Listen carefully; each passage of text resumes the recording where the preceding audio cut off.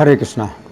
तो अभी हम भगवद गीता के 9वें अध्याय के अंतर्गत श्लोक संख्या 32 पर विचार करेंगे।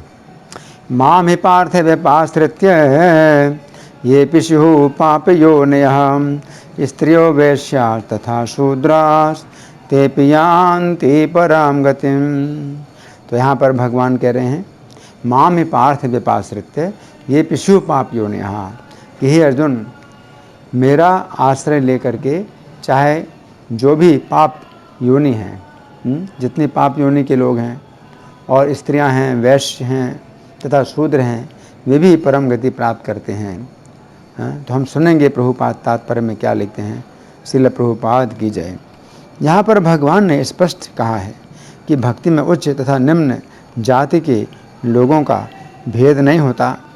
भौतिक जीवन में ऐसा विभाजन होता है, किंतु भगवान की दिव्य भक्ति में लगे व्यक्ति पर ये लागू नहीं होता। सभी परम धाम के अधिकारी हैं। श्रीमद् भागवत में 2:4-18 कथन है कि अधम योनि चांडाल भी शुद्ध भक्त के संसर्ग से शुद्ध हो जाते हैं। अतः भक्ति तथा शुद्ध भक्त द्वारा पथ प्रदर्शन इतने प्रबल हैं कि वहाँ ऊंच नीच का भेद नहीं रह जाता और कोई भी इसे ग्रहण कर सकता है। शुद्ध भक्त की शरण ग्रहण करके सामान्य से सामान्य व्यक्ति शुद्ध हो सकता है। प्रकृति के विभिन्न गुणों के अनुसार मनुष्यों को सात्विक यानी ब्राह्मण, रजोगुणी यानी क्षत्रिय तथा तामसी यानी वैश्य तथा शूद्र कहा जाता है। इनसे भी निम्न पुरुष चांडाल कहलाते हैं और वे पापी कुलों में जन्म लेते हैं। सामान्य रूप से उच्च कुल वाले इन निम्न कुल में जन्म लेने वालों की संगति नहीं करते, किंतु भक्ति योग इतना प्रबल होता है कि भगवत भक्त समस्त निम्न कुल वाले व्यक्तियों को जीवन की परम सिद्धि प्राप्त करा सकते हैं। ये तभी संभव है जब कोई कृष्ण की शरण में जाए। जैसा कि व्यपाश्रित शब्द से सूचित है, मनुष्य को पूर्णतया कृष्ण की शरण ग्रहण करनी चाहिए, तब वो बड़े से बड़े ज्ञानी तथा योगी से भी महान बन सकता है। तो यहाँ प्रभुपाद का तात्पर्य समाप्त हुआ। अब हम सुनेंगे श्री भगवान ने कहा में इस श्लोक की कैसी व्याख्या हुई है। पिछले 2 श्लोकों में श्री कृष्ण ने कहा था कि यदि कोई अत्यंत दुराचारी भी श्री कृष्ण का अनन्य भजन करता है तो वह साधु मानने योग्य है तथा वो शीघ्र ही धर्मात्मा हो जाता है। उस समय अर्जुन के मन में संशय उत्पन्न हुआ कि श्री कृष्ण तो उन दुराचारियों की बात कर रहे हैं जो इस जन्म के पापी हैं, परंतु ऐसे लोगों के विषय में श्री कृष्ण क्या कहेंगे जो पिछले जन्म के पापी होने के कारण नीच योनि में जन्मे हैं। इसके अतिरिक्त मुझ क्षत्रिय को तो श्री कृष्ण अपने शरण में आने का अधिकार दे रहे हैं। इस बात से पता चलता है कि श्री कृष्ण प्रत्येक क्षत्रिय को अपनी शरण में आने का अवसर देंगे। फिर जहाँ तक ब्राह्मणों की बात है, तो ब्राह्मणों की स्थिति तो क्षत्रियों से ऊंची है। यदि श्री कृष्ण क्षत्रियों को अपने शरण में आने का अवसर देते हैं तो ब्राह्मणों की बात ही क्या है। परंतु श्री कृष्ण की स्त्रियों, वैश्यों तथा शूद्रों के प्रति कैसी भावना है? क्या श्री कृष्ण इन्हें भी अपनी शरण में आने का अवसर देंगे? अंतर्यामी होने के कारण श्री कृष्ण अर्जुन के संशय को समझ गए। अतः उन्होंने इस श्लोक में कहा है कि सभी प्रकार की पाप योनि वाले लोग, स्त्रियां, वैश्य तथा शूद्र भी श्री कृष्ण की शरण ले सकते हैं। इस श्लोक में श्री कृष्ण की 2 अत्यंत महत्वपूर्ण शिक्षाएं हैं जिनकी हम क्रमपूर्वक चर्चा करेंगे। पहली शिक्षा, श्लोक की प्रथम पंक्ति के शब्द हैं, माम हि पार्थ व्यपाश्रित्य ये अपि स्युः पाप योनिः, अर्थात हे पार्थ, जितने भी पाप योनि हैं वे मेरी शरण ग्रहण कर सकते हैं। पिछले श्लोक में श्री कृष्ण ने दुराचारियों की बात की थी जो पिछले जीवन के पापी नहीं हैं बल्कि इसी जीवन के पापी हैं, परंतु अब श्री कृष्ण पाप योनियों की बात कर रहे हैं जो पिछले जीवन के पापी हैं। तो यहाँ पर श्री कृष्ण अर्जुन को पार्थ के नाम से संबोधित करके कहना चाहते हैं कि हे अर्जुन, तुम प्रथा अर्थात कुंती देवी अर्थात मेरी बुआ के पुत्र हो। इसलिए यदि कोई व्यक्ति तुम्हारी भी शरण लेता है तो मैं उसकी रक्षा करता हूँ, फिर यदि कोई मेरी शरण ले तो मैं उसकी क्यों नहीं रक्षा करूँगा। तुम्हारे मन में इस प्रकार की शंका नहीं होनी चाहिए कि यदि कोई पाप योनि हो तो मैं उसे शरण नहीं दूंगा।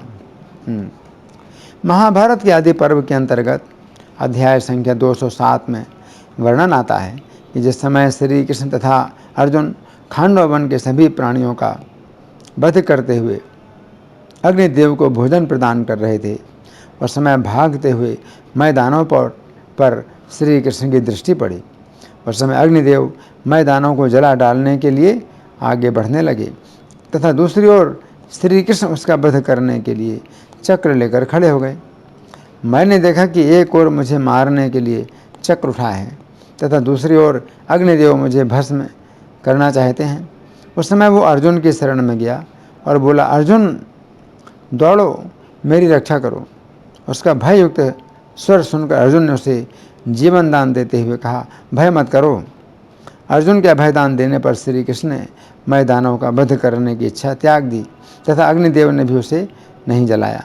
तो यहाँ पर श्री कृष्ण अर्जुन से कह रहे हैं कि हे अर्जुन, यद्यपि मैं एक असुर है, परंतु चूंकि उसने तुम्हारी शरण ली थी अतः मैंने उसकी रक्षा की थी। फिर यदि कोई पाप योनि मेरी शरण लेगा तो मैं उसकी रक्षा क्यों नहीं करूँगा। तो यहाँ पर श्री कृष्ण पाप योनि शब्द का प्रयोग कर रहे हैं। पाप योनि शब्द दो शब्दों से मिलकर बना है, पाप तथा योनि। पाप शब्द का अर्थ है शास्त्र के विरुद्ध कर्म तथा योनि शब्द का अर्थ है 84 लाख प्रकार की योनियाँ। अब पाप योनि का अर्थ हुआ ऐसी योनियाँ जिनमें लोग स्वभाव से ही पाप कर्म करते हैं। तो यहाँ पर श्री कृष्ण कह रहे हैं कि जिन लोगों ने पिछले जन्म में पाप किए हैं तथा उन पापों के कारण जिन्होंने पाप योनि में जन्म लिया है, वे भी श्री कृष्ण की शरण ले सकते हैं। पाप योनि के अंतर्गत असुर, राक्षस, पशु, पक्षी आदि सभी लिए जा सकते हैं। यहाँ पर श्री कृष्ण व्यपाश्रित शब्द का प्रयोग कर रहे हैं। व्यपाश्रित शब्द का अर्थ है व्यपाश्रित होकर। अब हम व्यपाश्रित शब्द पर विचार करेंगे। व्यपाश्रित शब्द 3 शब्दों से मिलकर बना है, वि, अप तथा आश्रित। वि शब्द का अर्थ है विशेष रूप से तथा अप शब्द का अर्थ है दूर रहकर तथा आश्रित शब्द का अर्थ है शरण में आया हुआ। इस प्रकार व्यपाश्रित शब्द का अर्थ हुआ ऐसा व्यक्ति जो विशेष रूप से दूर रहकर शरण में आया हुआ है। इसका अर्थ है कि जो व्यक्ति पाप योनि में जन्मा है वो श्री कृष्ण से इतना दूर है कि वह श्री कृष्ण की प्रत्यक्ष शरण में नहीं आ सकता है, परंतु वह श्री कृष्ण से दूर रहकर श्री कृष्ण के भक्त की शरण ले सकता है। इस प्रकार पाप योनि व्यक्ति जिस समय श्री कृष्ण के भक्त के आश्रित होता है उस समय ये कहा जाता है कि वह श्री कृष्ण के व्यपाश्रित हो गया है। यहाँ पर श्री कृष्ण कह रहे हैं कि सभी प्रकार की पाप योनि के लोग श्री कृष्ण के व्यपाश्रित हो सकते हैं, अर्थात श्री कृष्ण के भक्तों के आश्रित हो सकते हैं। इस संबंध में भागवत 2.4.18 में श्रील सुखदेव कहते हैं कि किरात, हूण, आंध्र, पुलिंद, पुलकस, आभीर, शुंभ, यवन, खस आदि जितने भी पाप योनि हैं ये सभी श्री कृष्ण के भक्तों की शरण ग्रहण करके शुद्ध हो सकते हैं। उक्त श्लोक के तात्पर्य में श्रील प्रभुपाद लिखते हैं, निरंतर पाप कर्म करते रहने वाले व्यक्ति भी तो सुधरने पर पूर्ण मनुष्य के स्तर को प्राप्त हो सकते हैं यदि वे भगवत भक्त की शरण ग्रहण कर लें। विश्व की वर्तमान स्थिति में ईश्वर विहीन सभ्यता चलाने से तो यह होगा कि संसार के मामलों का नेतृत्व भक्तों को सौंप दिया जाए, जिसके लिए पहले से अंतर्राष्ट्रीय श्री कृष्ण भावनामृत संघ नामक संस्था का शुभारंभ किया गया है। तब भगवत कृपा से सारे विश्व के मनुष्यों के हृदयों में परिवर्तन हो सकेगा, क्योंकि भगवत भक्त सामान्य लोगों के धूल धूसरित मनों को शुद्ध करके ऐसा परिवर्तन ला सकने में समर्थ होते हैं। वैष्णव इतना शक्ति संपन्न होता है कि वह किरात इत्यादि को भी वैष्णव बना लेता है। भगवद गीता 9:32 में कहा गया है कि भगवान का भक्त बनने में कोई प्रतिबंध नहीं है और भगवत भक्त बनने पर प्रत्येक व्यक्ति भगवत धाम जाने का भागी बन जाता है। इसके लिए एकमात्र योग्यता यह है कि व्यक्ति भगवान के ऐसे शुद्ध भक्त की शरण ग्रहण करे जैसे श्री कृष्ण के दिव्य विज्ञान यानी भगवत गीता तथा श्रीमद् भागवत का पूरा ज्ञान हो इति। तो यहाँ पर श्री कृष्ण कह रहे हैं कि कोई भी पाप योनि श्री कृष्ण के व्यपाश्रित अर्थात श्री कृष्ण के भक्त के आश्रित हो सकता है। इस संबंध में चैतन्य चरितामृत की आदि लीला के अंतर्गत अध्याय संख्या 1 में वर्णन आता है कि जिस समय श्रील शिवानंद सेन गौड़ देश से अनेक भक्तों को लेकर जगन्नाथपुरी में श्री चैतन्य की संगति करने जा रहे थे, उस समय रास्ते में उनके साथ एक कुत्ता भी चलने लगा। श्रील शिवानंद सेन उसे भी भोजन देते थे। कुछ दिनों के बाद अब रास्ते में वो कुत्ता लापता हो गया, परंतु जिस समय श्रील शिवानंद सेन जगन्नाथपुरी में श्री चैतन्य का दर्शन करने के लिए आए, उस समय उन्होंने देखा कि वह कुत्ता श्री चैतन्य के द्वारा फेंके हुए नारियल की गिरी खा रहा है तथा श्री कृष्ण के नामों का उच्चारण कर रहा है। अगले दिवस पर वह कुत्ता वैकुंठ चला गया। चैतन्य चरितामृत अंत लीला 1:32 के तात्पर्य में श्रील प्रभुपाद लिखते हैं, हर व्यक्ति को प्रसाद प्राप्त करने का अवसर देना चाहिए और इस तरह हरे कृष्ण के पवित्र नाम का कीर्तन तथा भाव में नृत्य करने के लिए भी प्रेरित करना चाहिए। इन तीनों विधियों से भले ही वे किसी ज्ञान या शिक्षा के बिना ही क्यों न की जाएं, एक पशु तक भगवत धाम चला गया इति। तो यहाँ पर श्री कृष्ण कह रहे हैं कि कोई भी पाप योनि श्री कृष्ण के व्यपाश्रित होकर अथवा श्री कृष्ण के भक्त के आश्रित होकर श्री कृष्ण के धाम में जा सकता है। अब दूसरी शिक्षा, इस श्लोक की दूसरी पंक्ति के शब्द हैं, स्त्रियः वैश्या तथा शूद्राः ते अपि यान्ति पराम गतिम, अर्थात मेरे आश्रित होकर स्त्रियां वैश्य तथा शूद्र भी परम धाम प्राप्त करते हैं। तो यहाँ पर श्री कृष्ण कह रहे हैं कि जो भी निम्न कुल के लोग हैं, चाहे वे स्त्रियां हों, वैश्य हों या शूद्र हों, सभी श्री कृष्ण के आश्रित होकर परम गति प्राप्त करते हैं। यहाँ पर ऐसी बात नहीं है कि जो निम्न कुल के लोग हैं वे श्री कृष्ण की शरण लेकर सर्वप्रथम ब्राह्मण कुल में जन्म लेंगे, उसके पश्चात मुक्ति प्राप्त करेंगे। यहाँ पर श्री कृष्ण कह रहे हैं कि सभी लोग श्री कृष्ण की शरण लेकर उनके धाम को प्राप्त करते हैं। यहाँ पर श्री कृष्ण स्त्रियों की बात कर रहे हैं। श्री कृष्ण कह रहे हैं कि किसी भी वर्ण की, किसी भी देश की, किसी भी वेश की, कैसी भी स्त्रियां क्यों ना हो, वे श्री कृष्ण की शरण लेकर परम गति प्राप्त करती हैं। तो यहाँ पर श्री कृष्ण कह रहे हैं कि कोई भी स्त्री श्री कृष्ण की शरण प्राप्त कर श्री कृष्ण के धाम में जा सकती है। इस संबंध में एक घटना करमैती बाई नामक एक स्त्री की है। जयपुर के अंतर्गत खंडेला नामक एक स्थान है। वहाँ खंडेला राज्य के कुल पुरोहित पंडित परशुराम की कन्या करमैती बाई थीं। पूर्व संस्कारवश इनका मन श्री कृष्ण में लगा हुआ था। जिस समय इनका विवाह हुआ तथा ससुराल वाले लेने के लिए इनके घर आए, उस समय विषय भोगों से बचने के लिए रात्रि के समय अकेले ही ये घर से निकल गईं। अब जिस समय प्रातःकाल हुआ, उस समय राजा के द्वारा भेजे हुए अनेक घुड़सवार इन्हें ढूंढते हुए उस स्थान पर आए। उस समय छिपने को कोई स्थान ना पाकर ये मरे हुए एक ऊँट के पेट की खोह में घुस गईं। तीव्र दुर्गंध के मारे वे सभी घुड़सवार वहाँ ठहर ना सके तथा ये 3 दिन तक वहीं छिपी बैठी रहीं। चौथे दिन हरिद्वार में पहुंचकर इन्होंने स्नान किया, फिर वृंदावन में ब्रह्मकुंड में रहने लगीं। एक दिन इनके पिता इनका पता लगाते हुए ब्रह्मकुंड पर पहुँचे तो उन्होंने देखा कि ये साधु वेश में श्री कृष्ण का भजन कर रही हैं। इनके पिता ने इनसे आग्रह किया कि घर पर चलकर भजन करें, परंतु इन्होंने मना कर दिया।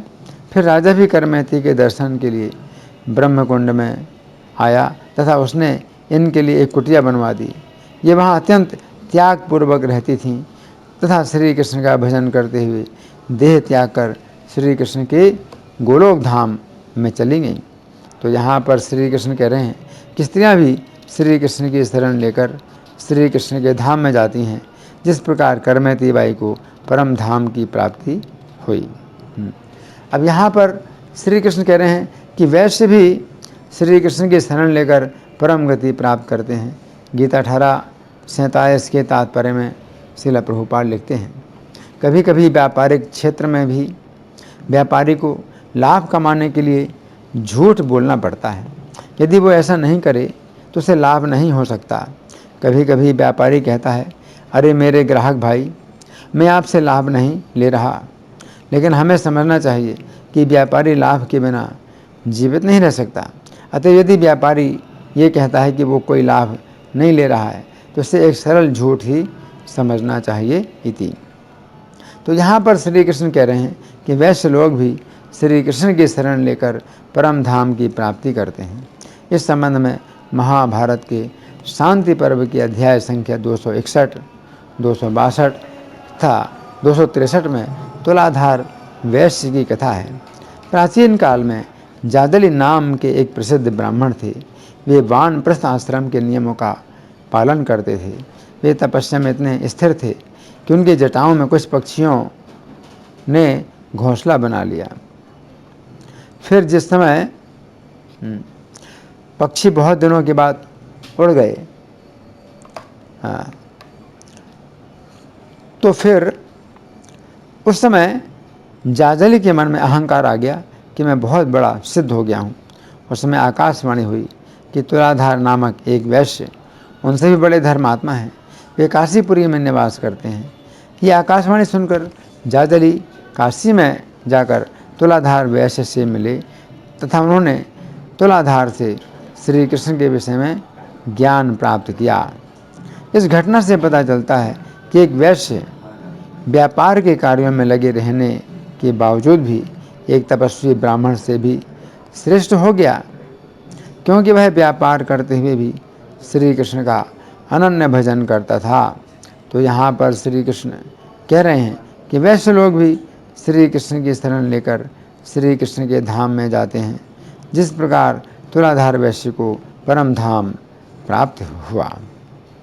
अब यहाँ पर श्री कृष्ण कह रहे हैं कि शूद्र भी श्री कृष्ण का अनन्य भजन करके परम धाम प्राप्त करते हैं। गीता 18:47 के तात्पर्य में श्रील प्रभुपाद लिखते हैं, जो व्यक्ति स्वभाव से शूद्र के द्वारा किए जाने वाले कर्म के प्रति आकृष्ट हो, उसे अपने आप को झूठे ही ब्राह्मण नहीं कहना चाहिए, भले ही वह ब्राह्मण कुल में क्यों न उत्पन्न हुआ हो इति। तो यहाँ पर श्री कृष्ण कह रहे हैं कि शूद्र भी श्री कृष्ण का अनन्य भजन करते हुए उनके धाम में जाते हैं। इस संबंध में चोखा मेरा नाम के एक शूद्र की चर्चा आती है, जो एक ऐसे शूद्र थे जो बस्ती से मरे हुए जानवरों को उठाकर ले जाने का कार्य करते थे। श्री विट्ठल जी का दर्शन करने के लिए बीच बीच में ये पंढरपुर जाया करते थे। ये विट्ठल के द्वार पर पड़ी हुई धूल को भक्तों के चरणों की धूल मानकर उस धूल में लौटा करते थे। इनकी अनन्य भक्ति से प्रसन्न होकर विट्ठल देव ने उन्हें स्वयं अपने मंदिर में बुलाया तथा अपने गले का रत्नहार और तुलसी की माला इनके गले में डाल दी। इस घटना से पता चलता है कि श्री कृष्ण किसी भी जाति अथवा वर्ण का विचार नहीं करते हैं। जो भी व्यक्ति उनका अनन्य भजन करता है वो श्री कृष्ण का तथा श्री कृष्ण उसके हो जाते हैं। तो यहाँ पर श्री कृष्ण कह रहे हैं कि शूद्र भी श्री कृष्ण का अनन्य भजन करके श्री कृष्ण के धाम में जाते हैं, जिस प्रकार भक्त चोखा मेला को श्री कृष्ण का धाम प्राप्त हुआ।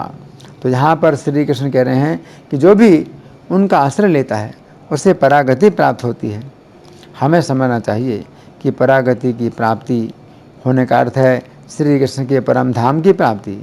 बृहन्नारदीय पुराण में पुरुषोत्तम मास महात्म्य के अध्याय 5 के अंतर्गत श्लोक संख्या 7 तथा 10 में, क्षमा करें, श्लोक संख्या 9 तथा 10 में कहा गया है कि गोलोक धाम एक ऐसा स्थान है जहाँ पर जगदीश्वर भगवान श्री कृष्ण पुरुषोत्तम रहते हैं, वहाँ पर वे गोपिकाओं के यूथ में रहते हैं। उन्हें 2 भुजाएं हैं तथा वे हाथ में मुरली धारण करते हैं। जीवों का यही परम गंतव्य है। तो यहाँ भगवान ने बहुत ही बड़ा आश्वासन दिया है कि किसी भी व्यक्ति को ज़रूरी नहीं है कि ब्राह्मण परिवार में ही जन्म ले तभी वो भक्ति करेगा। तो पाप योनियों में भी कोई व्यक्ति जन्म लेकर के भक्ति कर सकता है और उसके लिए भक्ति का द्वार खुला है। धन्यवाद। हरे कृष्णा।